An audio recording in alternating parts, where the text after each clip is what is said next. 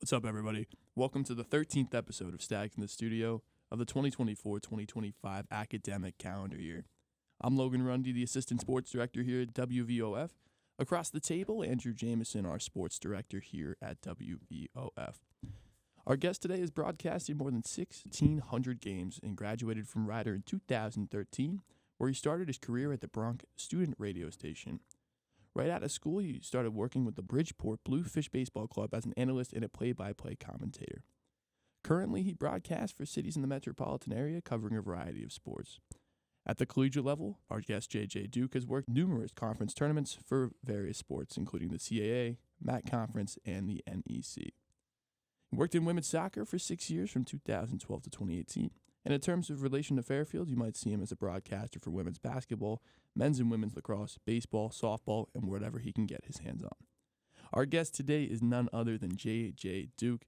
JJ, welcome to our studio. Guys, thank you so much for having me. I was kind of chatting with y'all before. This brings me right back to my days of working in student radio, which for loving the stuff that you guys are doing. And it's such a great platform for students to be able to kind of really develop their craft and what VOF have done here with their studios. This is literally the first time I've ever been in any incarnation of a studio. And this is top drawer. Like, there's not too many schools that can match this. Certainly have a lot of administration and higher ups to thank for that. You know, it's just a complete team effort on everyone's front. So yeah, we are definitely happy to have you here and happy to be back in our studio recording. Yeah, I think, with a beautiful studio, and you started in student radio as well. So I want to ask, when did you realize you wanted to be a broadcaster?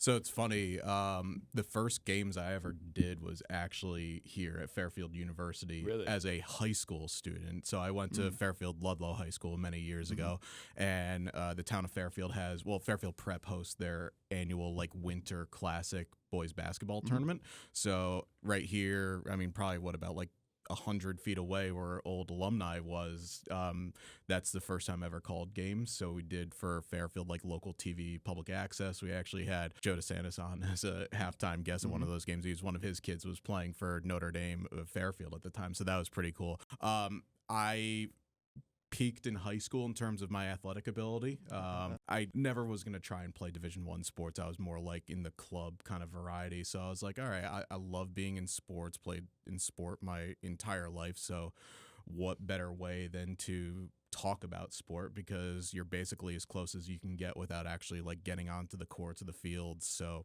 yeah, for me, that's kind of when I realized okay, let's do broadcasting, let's do commentary. And yeah, so when I went to Rider, originally it was, we got a TV station going on, this is kind of our big thing.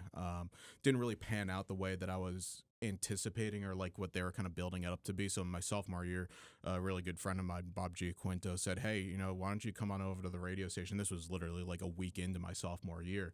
And he was like, we got some good stuff going there. And their sports director was actually, he got a full-time internship elsewhere. So he was kind of leaving that position. So, hey, can you try and slide right on in? And from there, didn't actually then call a game until my senior year of college, because we had disc jocks and stuff like that, but we didn't really have students do games because this was pre ESPN 360. This was pre ESPN 3, then pre ESPN Plus.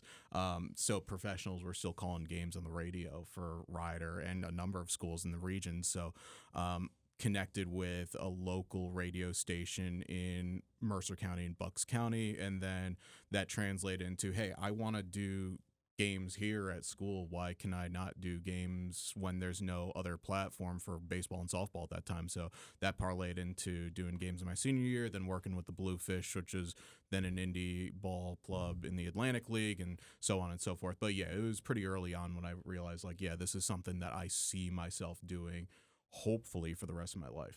And I'm just curious in terms of where you started, because me and Logan particularly, we bounce off typically play-by-play color. Sometimes, really any exposure is good exposure, and any repetitions are good repetitions. Have you had experience in both play-by-play and color, or was it really just I kind of had a strong passion for play-by-play right from the get-go? Yeah, no, it was do whatever. At that point, I think one of my first post-grad gigs was actually doing sideline for another high school basketball broadcasting company. So did sideline for a bit, and then it turned into color opportunities, then a little bit of play-by-play. And the nice thing about doing minor league baseball is that more often enough you have a 1 and a 2, but usually for like home broadcast, the 1 will do innings 1 through 3 play by play and 7 through 9, and the 2 will do play by play 4 through 6 and color for the rest of it. So yeah, definitely got a mix of both right from the jump. But going with my background, I did have a feeling that it was either going to be play by play or bust. Did you find that mix? Like, that's kind of unorthodox in today's the sports media industry. Like, you have established play-by-play guys and established colors. Like, when you were in that mix, how was that like type of mix? Like going from play-by-play 1, 2, 3 to maybe color 7, 8, 9. It was definitely like it kept you on your toes a little bit, because at that time I was preparing in ways that I obviously am not now, because you evolve, you grow, and you learn what's best for you, but you really dive deeper into stories. Now, granted, this is when you're working with an independent or minor league baseball team and you're going across 140 games in a season, so you really are like invested in just your team and then the other teams that are in your league. In indie ball, you don't really have to worry so much about what's being moved up, players getting promoted or demoted, or who's got minor league rehabs. When you get into affiliated ball, obviously you're a bit more aware of what the rest of the farm system looks like. But I think it's a little bit different in professional versus collegiate, because collegiate, Division I is 360 some odd schools in various sports. D2 is close to 300, D3 right around there as well. So you have to have like a little bit better of a idea of what's going on in the rest of the world, as opposed to professional ranks. You might just only be focusing on your team, your league, and maybe just slightly outside of it. But yeah, preparation different. But I think it balances you nicely to understand what you're doing, because even still today, like I did games this past weekend up at Yale for baseball, and we split up the innings. So I did the same thing, play-by-play for 6 total and color for 3, because what's the point in driving all the way down for someone just to sit there and be color for 27 innings? So, yeah, just split it up and give everybody reps. Yeah, definitely. I think with baseball in specific, with color and play-by-play, it's a little bit more of a stagnant sport, so it's a little bit more of a conversation, which may make it a little bit more, worth it in the sense that you say it. But I'm curious, so you graduated from Fairfield, high school. Yep. What's keeping you around in this area? Is it your job opportunity? Is it your love of the area? I'm very, genuinely curious what that is. Yeah, I think all that actually. So outside of working in, doing commentary, I used to work at Major League Baseball Advanced Media for 3 years. That was based in Chelsea in New York, so you could just take the train right in. Family still lives here. I mean, I've bounced around a little bit in the Northeast, but yeah, no, I genuinely still love going downtown and just finding new restaurants or just places to like grab coffee, that sort of thing. And it's nice. It feels like home. I know that feels like something that Coach Carley would say a lot. Everything feels like home, but it truly does. Like, I've been other places, but like I always kind of have that sense of like, this is comfort for me. I'm not opposed to moving elsewhere, but hey, if you enjoy the place that you're being at right now, why, there's always a challenge if you move somewhere else and new opportunities, but like if you enjoy it, just maximize what you have from this area. Yeah, and I know you are freelance, so you mentioned like a plethora of schools in like this county, Fairfield, Yale, even the Division II side, and like New Haven, and so many more schools. What do you think? Because obviously we talked about the big difference between professional broadcasting and collegiate broadcasting. What do you think are the biggest rewards of broadcasting collegiate athletics?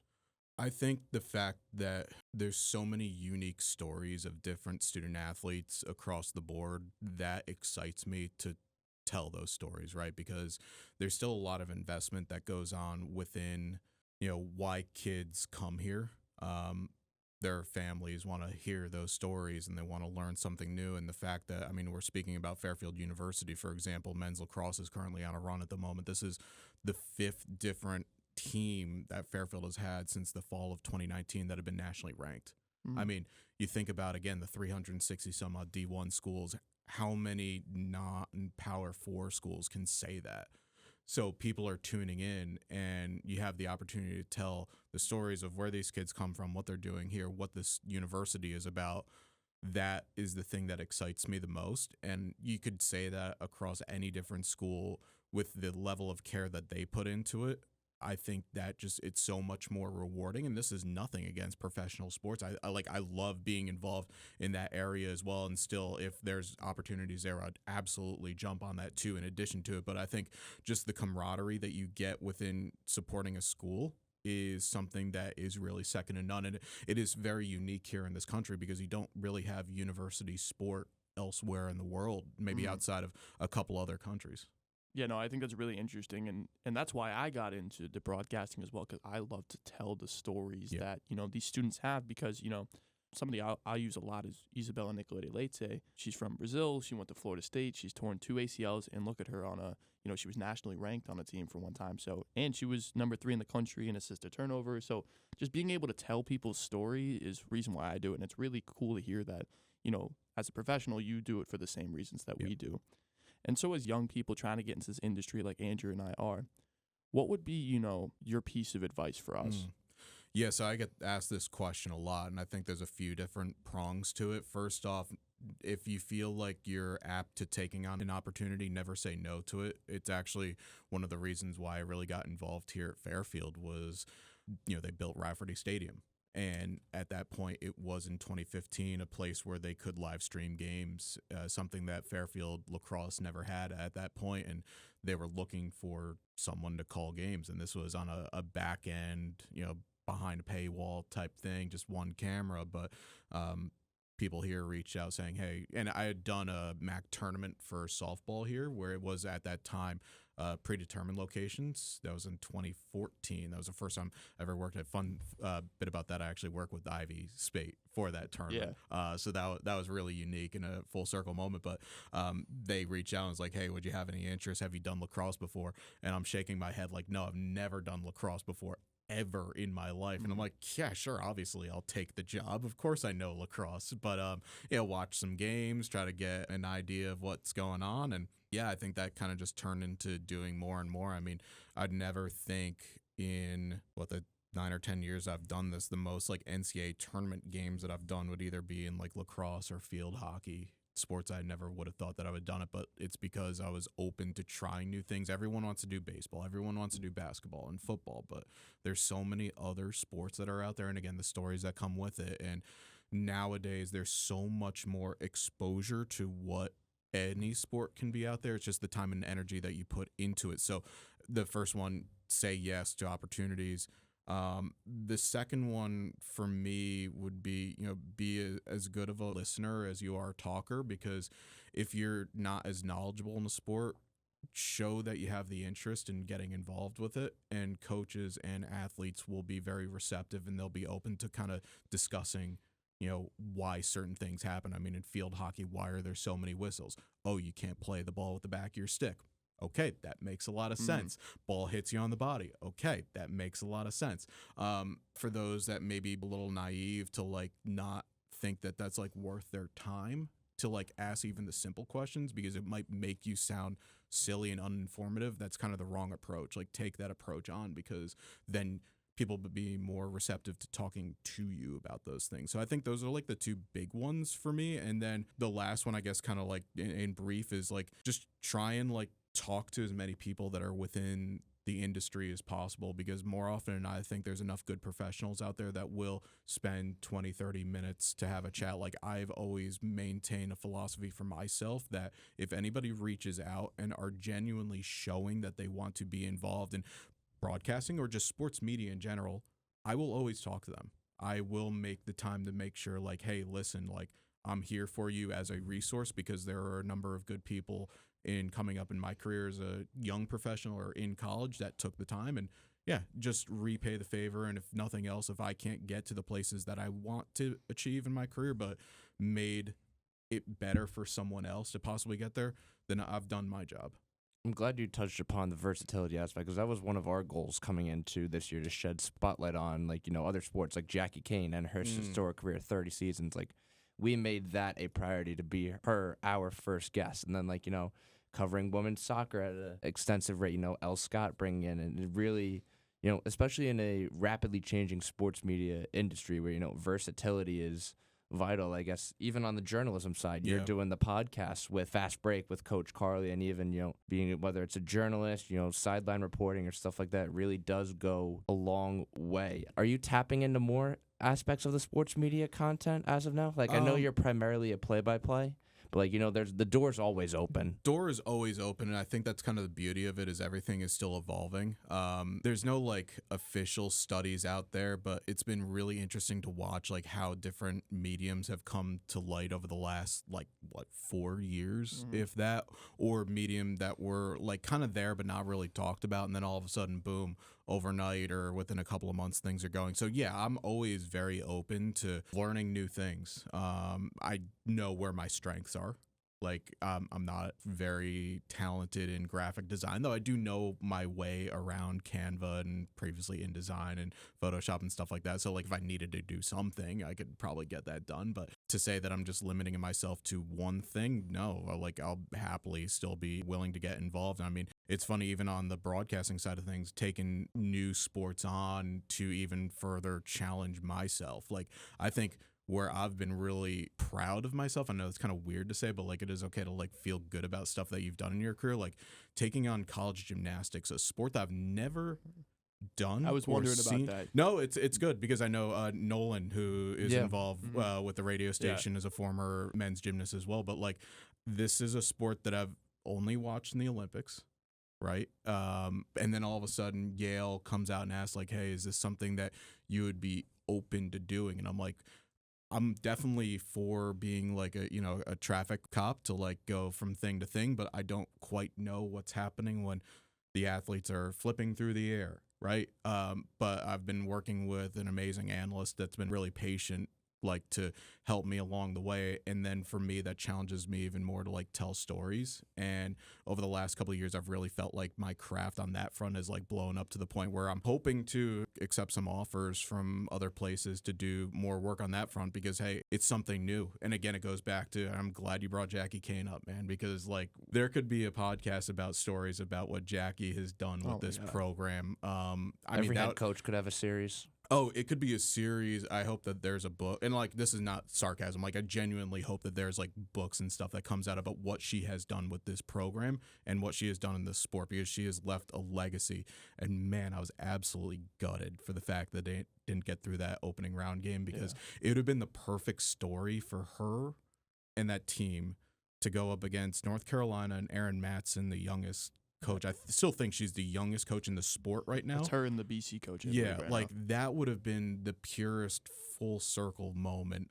Anyways, all right, not gonna get like emotional or anything like that, but but it's just like those are the types of things to like challenge yourself on and trying to take a dive in. If it doesn't work, it doesn't work, but at least like give it the opportunity to do something new. And you said that at least you tried it, right? You never know what the opportunity can bring. And we talked to Bob Husler, legendary broadcaster, radio personality at the end of February, and he said the same thing you did in being able to take on new opportunities and never to say no to anything because you never know where that could lead, like he was talking about. Mike Francesca said the same thing. He had no idea what he was doing when he went on the Mad Dog for the first time, and obviously you can see where he's ended up in his career, right? So I think that is the greatest thing for us and here at Fairfield, and more specific because that's where we all relate. We do some storytelling, right? Yeah. What is the most special part of working for this university at times? I think the people, first off and foremost, like the athletics department has a number of outstanding people, not just people that work in sport, people. That is always something that I enjoy getting a chance to work with here every day. And I mean, obviously it is a job, but if you're invested in what the school is doing, and the school clearly has shown over these last 10 years, the amount of investment that they put back into their athletics program, that is something that you wake up and get excited about in coming to work because it's not just going to be like, oh, I've got to call this team in this sport. Like, oh, like I'm excited about going to see, I know it's again wagon at the moment, but men's lacrosse in their next home game. Like, all right, they're undefeated still, which is sidebar, so amazing and really, Only not unexpected, I think, but it just like you didn't think back in February, like they're really 9-0 at time of recording. Okay, do you see a pathway? Maybe.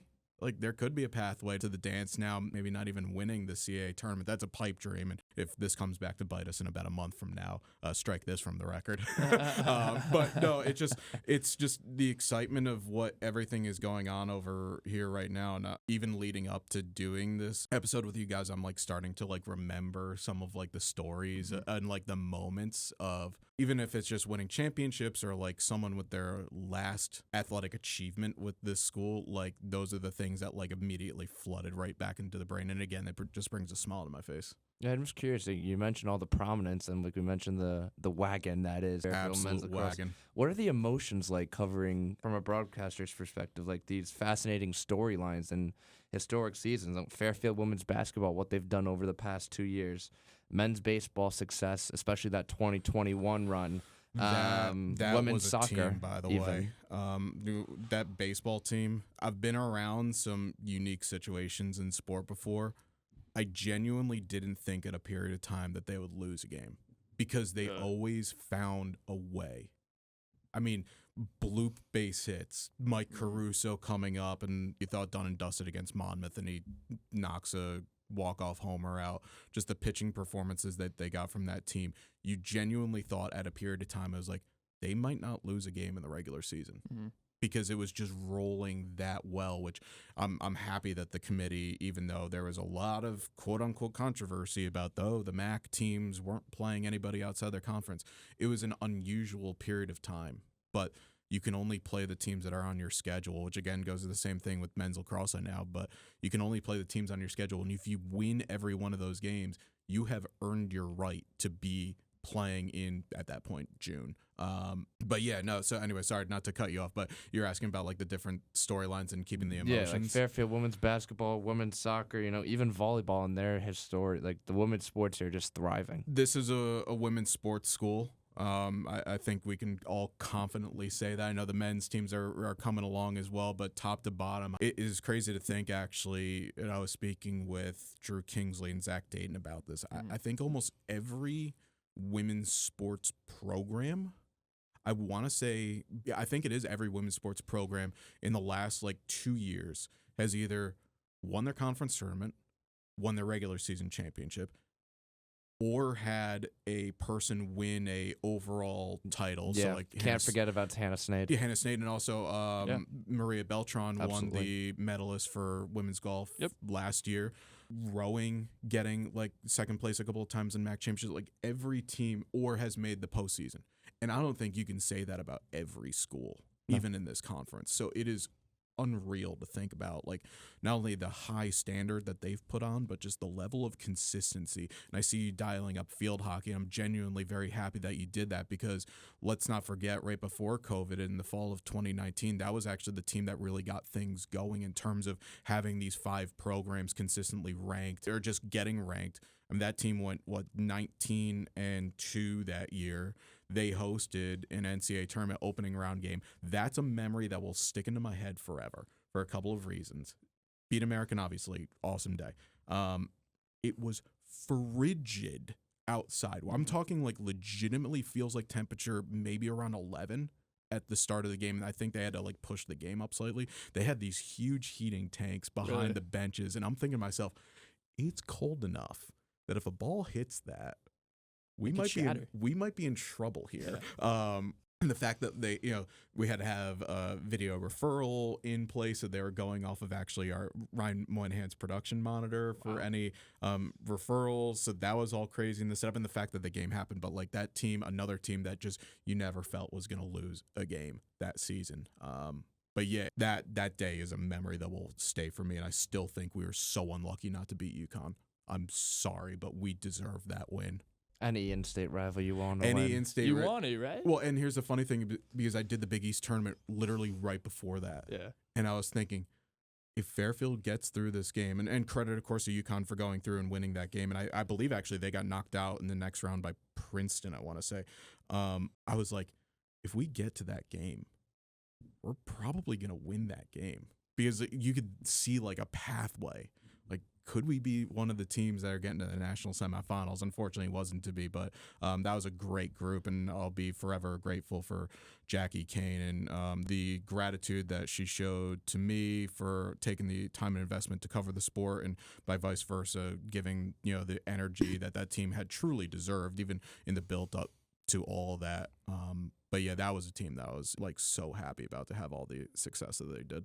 Yeah, and you mentioned our women's coaches here on this campus, and they're absolutely excellent. So Laura Gebhardt, she just got hired as our field hockey coach. I'm going to revert back to that in a second.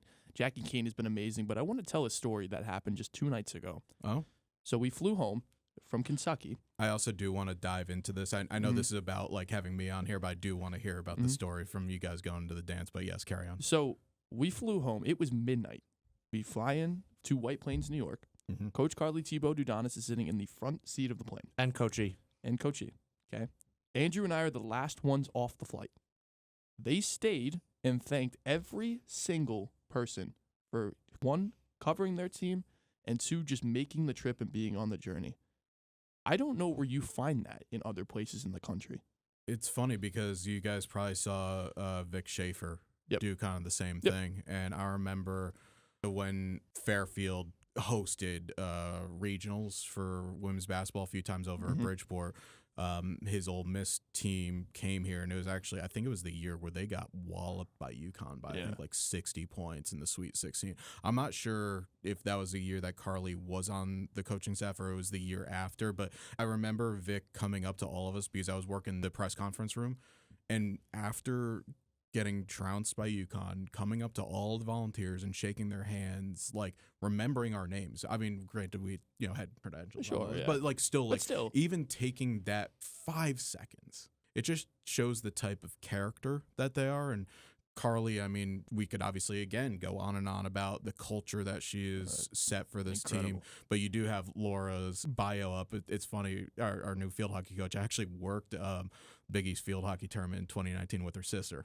as an analyst. Yeah, that's awesome. So there is again another full circle moment. And I have known of Laura for a few years. Used to be the Bryant coach, and now obviously coming from Penn State. So a lot of good things happening over there. Yeah, I mean, I'm super excited for this. Yeah. I think you replace Jackie Kane, who is the only word to use for her is the standard or legend, and you bring in a head field hockey coach for this year. She was an assistant over at Penn State, working in the Big Ten, and she has an excellent track record.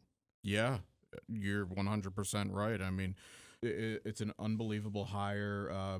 I can't speak to because I don't work. This is also something probably should have said earlier. I don't work directly in athletics. A lot of people think that I am involved with athletics. You are not on the directory, I believe, not actually. on the directory. So, but it's cool to have like an outsider's but insider's perspective. But I think what the hiring process did was find us a coach, and once again, in a number of sports that understands the culture of what the school is trying to do right now and where it wants to go. And I think this is only going to be a hire that's going to elevate this program that has achieved so much in the conference that it has played in over the last decade. I should say conferences that it's played in over the last decade. And I think it's going to get us right back to a standard that we want to be, which is chasing down opportunities to not only play against, but beat bigger programs.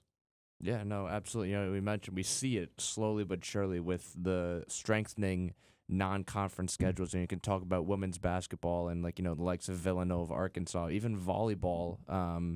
With the likes of West Virginia coming to Mahoney, and I'll even go on the men's side. Baseball, James Madison, one of the better mid-major conferences in the Sun Belt Conference. So it is certainly very exciting to see from a fan and broadcaster's perspective. We all are as broadcasters and fans. What do you feel like in terms of the mid-major side of things is the most rewarding? I know the Big Four aspect of it gets all the maybe attention and glory, and we are in March Madness, and we know bracketology may or may not be skewed toward them, but it's like the mid-major, you mentioned it's the people that make the place time and time again. Like, what is there a greater appreciation for covering mid-majors? Oh yeah, I would think so, 100%. Because again, it's a mishmash in a number of different sports where you're going to have some teams out there that have built, and I mean, we've seen it in a little bit in March Madness, but we've seen it in some other sports about like how teams have like kept the same nucleus for however many years, and we're now finally like beyond the years of COVID eligibility. But you had some teams, and actually this circles back perfectly to Fairfield for a second for women's lacrosse. I mean, that 24 team last year was basically a squad that was built up of players who had been here for 4 or 5 seasons, and not only players that were here, but players that were playing for 4 or 5 seasons, which is, it's so crazy to think that. And I had a chat with Coach Laura Field about this prior to the season. It's such a unique situation where, like, you know, you have these quote unquote rebuilding years, and, you know, where things are going to come from.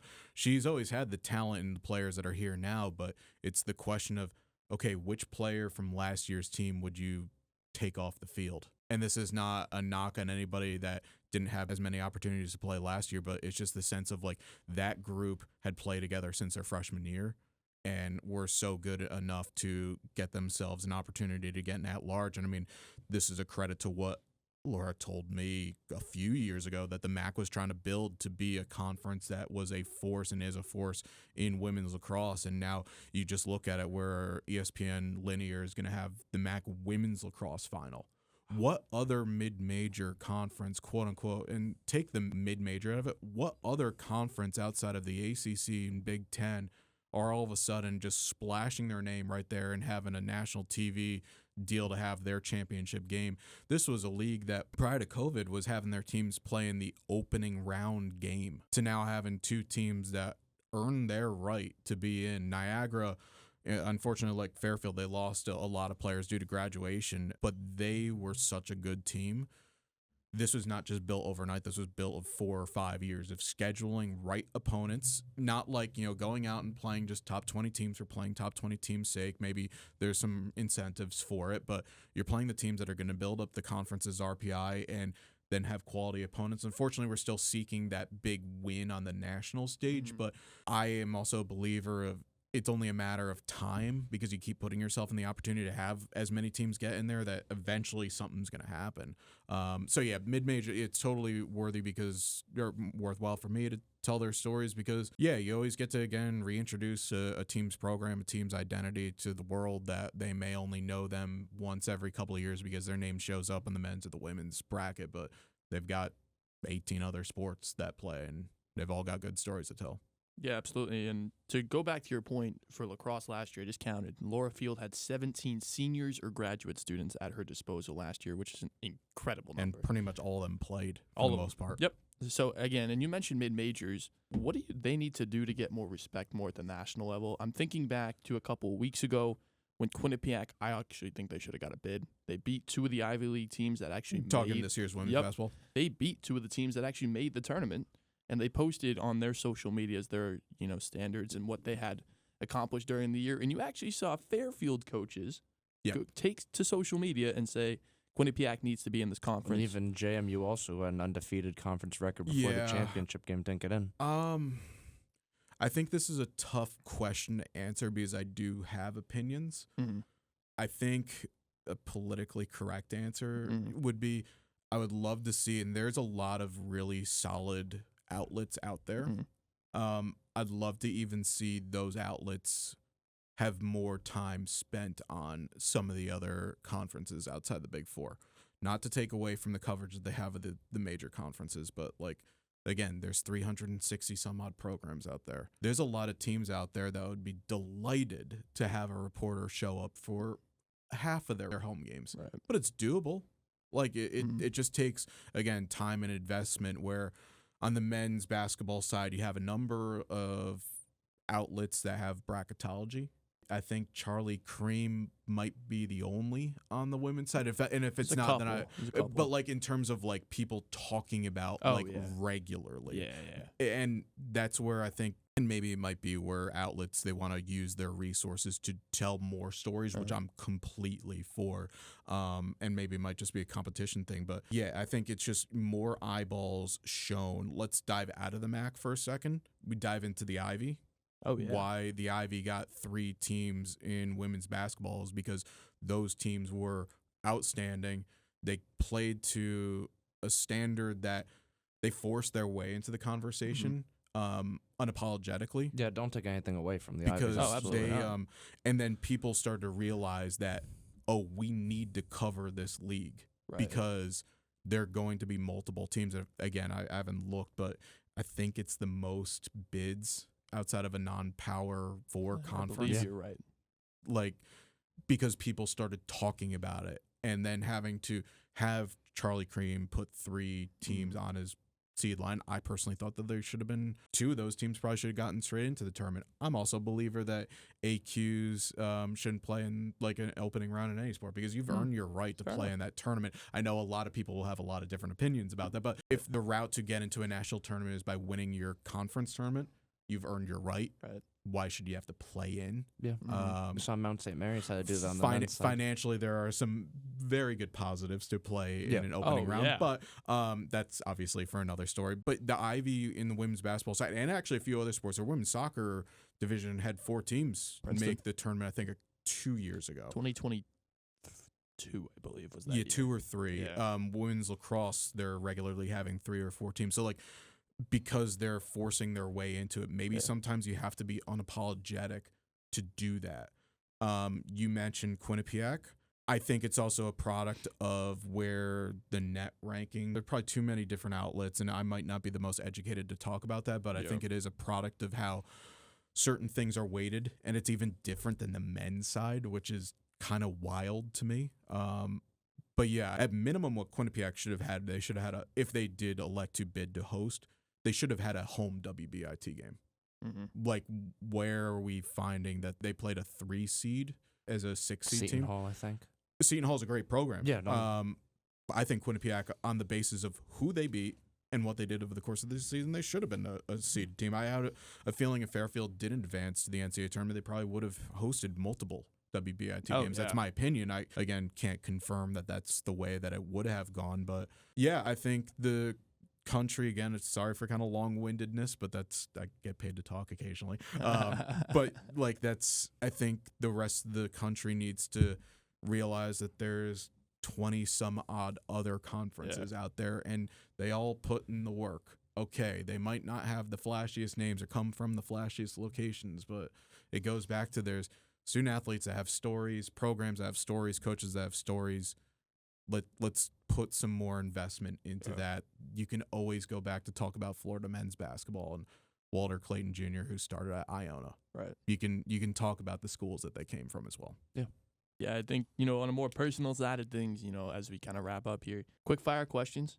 However you want to answer them. This is a segment that we got from Brendan Boudelier. It's a great segment. So Is it going to be government name first? Because not government name. Okay, I got you. John Charles Duke Jr. I'm not JJ's John Jr. We get that out of the way right now because people think that JJ is my actual name. It is, but it isn't. I got you. Okay. If you had to choose one sport to broadcast for the rest of your life, what would it be? Baseball. How do you energize yourself before a game? Good question. Actually, I get fired up in the build up to it, but I actually kind of wipe my brain almost clean right before we start because you take yourself away from like all the outside stuff or like games that are coming up, like just solely focusing on what's in front of you at that time. So yeah, that's actually something that I've been really like working on over the last couple of years. So like not like go full Zen mode, but just like, okay, be present, be in your moment. Don't worry about what's happened yesterday or tomorrow. Just be here. Right. Pre-game ritual? Yeah. None. I mean, Really? if make sure coffee is available at some point, but like I don't also get any rush off caffeine. Like, okay. Working at MLB Advanced Media, when you have to knock down hot drinks late just to even stay awake, it didn't do anything for me. Really? Interesting. Yeah, still fell asleep. Favorite part about broadcasting here at Fairfield? Here at Fairfield? Yep. Again, the people that you get to converse with and work with and tell their stories every day. Winning obviously has helped recently. Got one on that. Do you have a most memorable call at Fairfield? Ooh. Didn't you call I'm not picking for you, but didn't you call that walk-off where they dove into the snow the other day? Was that you? That was me. Wait, which one? The Sacred snow Heart or bank, Manhattan I think one? the first one. The first one. The first one would have been Sacred Heart. That was fun. Oh, wow. That's tough. Good question. It is a good question. Can we circle? Yep. Yes, we can circle. Yeah, because there could be like stories that will come from it. I got you. Yeah. Pre-broadcast meal? Yeah, again, can't really like Nothing because specific? No, there's nothing specific. Is it because we coffee? have games that would be a problem. No, they're just games happen at all times, so I can't really Doubleheaders are rough. Yes, I did, because of you guys, did get the Coach Blake midweek burger stories.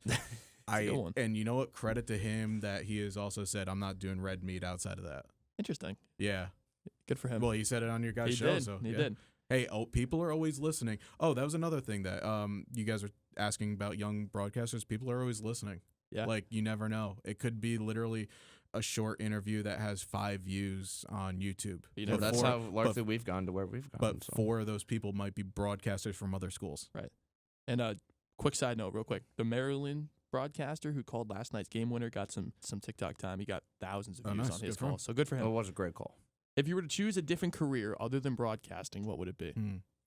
I think either like a guidance counselor or a teacher. Why? I kind of like working. Well, I've always been big on like social studies, history, sort of stuff. So like, that was something that was like tossing around at a point, or even like just substitute teaching or whatnot. But I kind of, again, as we've kind of talked about through this, I like stories, but I also like helping get people to their destination, whatever it is in whatever walk of life. So yeah, I think probably those 2. Favorite thing to do outside of a call?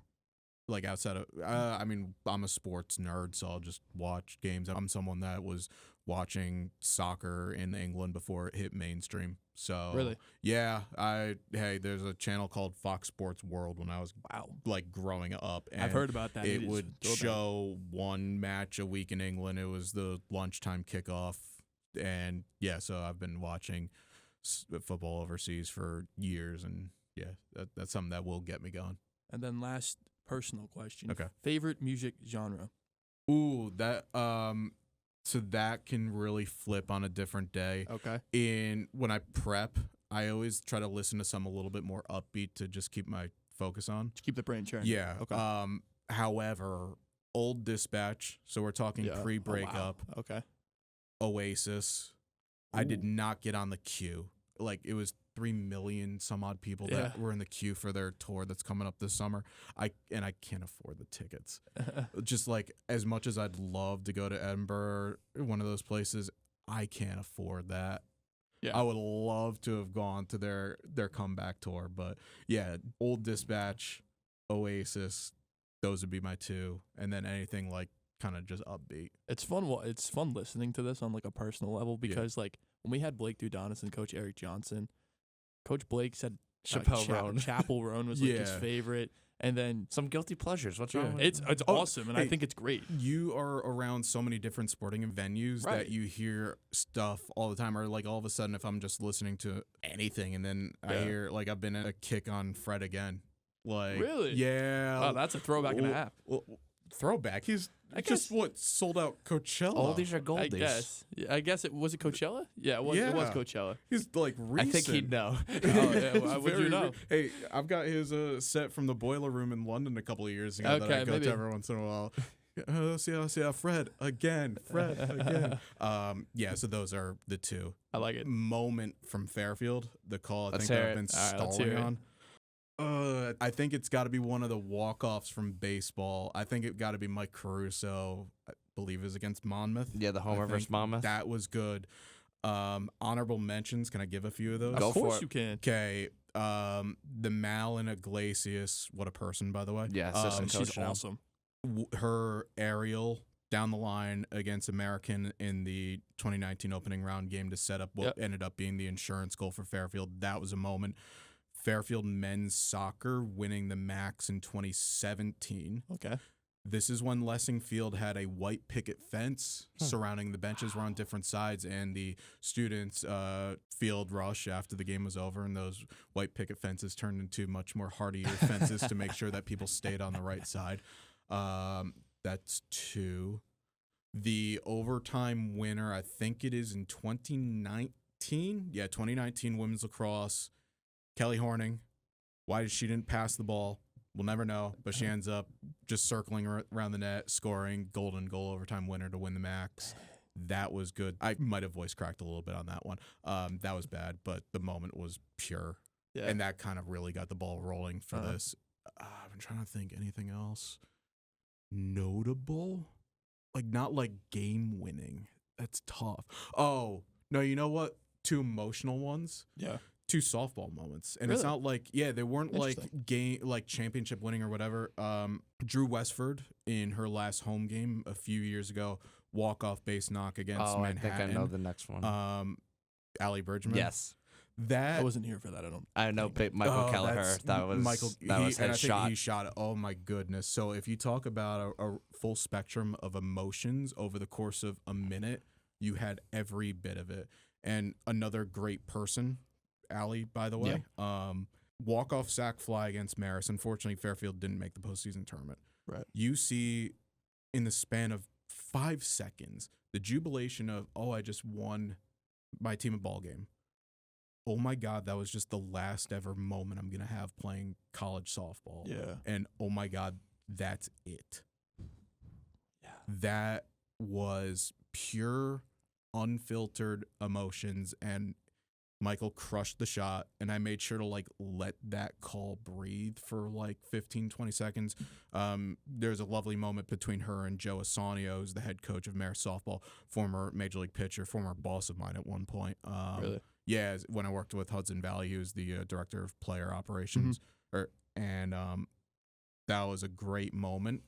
So I think those are all honorable mentions. But yeah, Mike Caruso still stands. And hey, Mike, what's going on, bud? He's still here. He's still here.